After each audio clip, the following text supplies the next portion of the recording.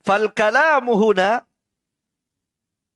laisa 'amman likulli ahad.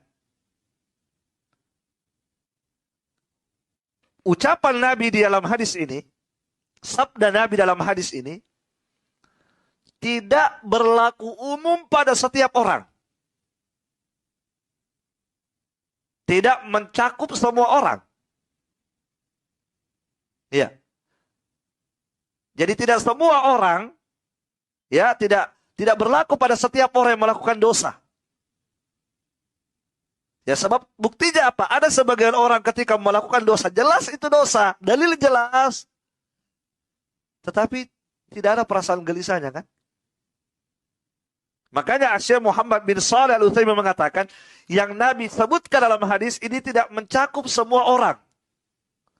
Tetapi yang diinginkan oleh Nabi dalam hadis ini adalah khasul, dia adalah khusus orang liman kana qalbuhu saliman tahiran naqiyya. Ini berlaku bagi orang-orang yang hatinya masih selamat. Hatinya masih selamat, masih sehat. Paham? Hatinya masih bagus, masih ada hatinya masih selamat begitu ya. Paham? Maka hati yang seperti inilah yang dimaksud oleh Nabi. Kalau ada seorang yang beriman, laki-laki maupun wanita, hatinya masih bagus, belum mati hatinya, belum mati. Sebab hati itu kan ada hati sehat, ada hati sakit, ada hati mati.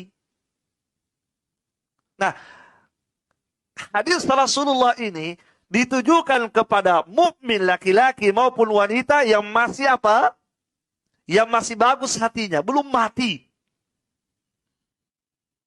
Paham? Nah, ikhwani fillah, orang yang masih bagus hatinya, belum mati hatinya, walaupun sakit, ya, sakit karena dosa, itu akan merasakan ketika dia berbuat dosa, hati yang masih bagus itu terasa. Paham? Paham ini? Apalagi kalau hati itu bersih, hati itu bagus, hati sehat, walafiat. Hati yang sehat walafiat, kapan dia terjatuh dalam dosa, hatinya akan merintih. Hatinya akan menangis, itu pasti. Nah, hadis Rasulullah di sini ditujukan kepada mereka-mereka ini yang masih bagus hatinya. Paham?